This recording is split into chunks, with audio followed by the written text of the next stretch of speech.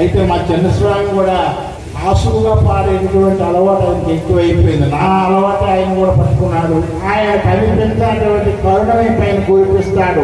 ఇది సత్యం. ఎందుకంటే నేను ఎప్పటికీ 67 దాటి 68లోకి వస్తున్నాను. నాకు 13 సంవత్సరాల దగ్గర నుంచి కూడా ఆంజనేయ స్వాముల వారి ఆశీర్వాదం ఉంది. ఆయన ఎప్పుడు కనిపించడం అన్నీ కూడా జరుగుతూనే ఉన్నాయి. అది ఎప్పుడు మా తాతగారి అనుగ్రహం. మరి అందులో మా చిన్నాంజనేయుడు మా పక్కనే ఉన్నాడు. ఆయన కోసమే 27 అడుగుల ఆంజనేయ స్వామిని కట్టాము మా పీఠంలో. ఆ కట్టిన కాడి నుంచి మేమెవరం కనిపించలేదు. అతనికి ఉపన్యాసానికి వస్తే మేము ఎవరూ కనిపించాం. మేమే కాదు, ఆ పెద్ద పెద్ద స్వాములందరినీ సూపర్గా చుట్ట పెట్టేసి పక్కన పెట్టేసుకుంటాడు. ఎవరిని కాదని చేయడు. ఈరోజు నాకు భయమే, ఎందుకు స్టేజ్లో మాట్లాడుతున్నాను, ఏం మాట్లాడతారు, ఏం బాగుంది పేరు చేస్తారు అని. అర్థమైందా? నా గురువు గారు చెప్పిన మాట, నాయన మాట ఏదనుకున్నామో ఆ మాట కట్టుబడాలి, మాటకి ఎప్పుడు తప్పిపోకూడదు అని గురువు గారు అన్నారు. ఆ మాట ప్రకారంగా నేను ఉన్నాను. ఇప్పుడు నేను ఒక దాసుగా ముందుగా భజన చేసేవాడిని. తరువాత కాలంలో కవిగా మారాను.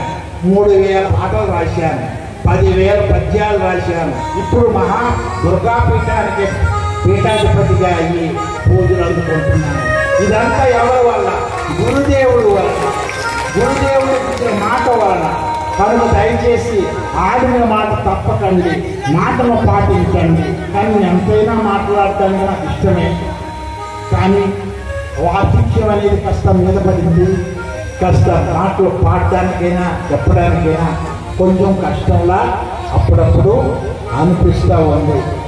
కనుక నేను మాట్లాడినా, మా చిన్నస్వామి మాట్లాడినా ఆ మాటలు నా మాటలే, నా దగ్గర మాటలు అవి కూడాను. అయితే అందులో కొంచెం మసాలా ఉంటుంది, నా దగ్గర తక్కువ మసాలా. అర్థమైందా? కనుక చిన్నస్వామి మాటలన్నీ మీరు చక్కగా వినండి, పాటించండి. మళ్ళీ ఎప్పుడో యోగం కలిగితే తప్పకుండా నేను వస్తాను. మిగిలిన విషయం అంతా చిన్నస్వామి నడిపిస్తాడు. మరి ఇంకొక రకంగా మీరు భావన చేయకండి. తనివి తీరా మీ అందరి దగ్గర అభిమానాన్ని పొంది మీ అందరికీ నా తపస్సులో 10% దానం చేసి మీ యొక్క అభిమానంతో నాకు సెలవిస్తే నేను హాయిగా వెళ్ళి వస్తాను. జై శ్రీరామచంద్రమూర్తికి. స్వామీజీ గారు,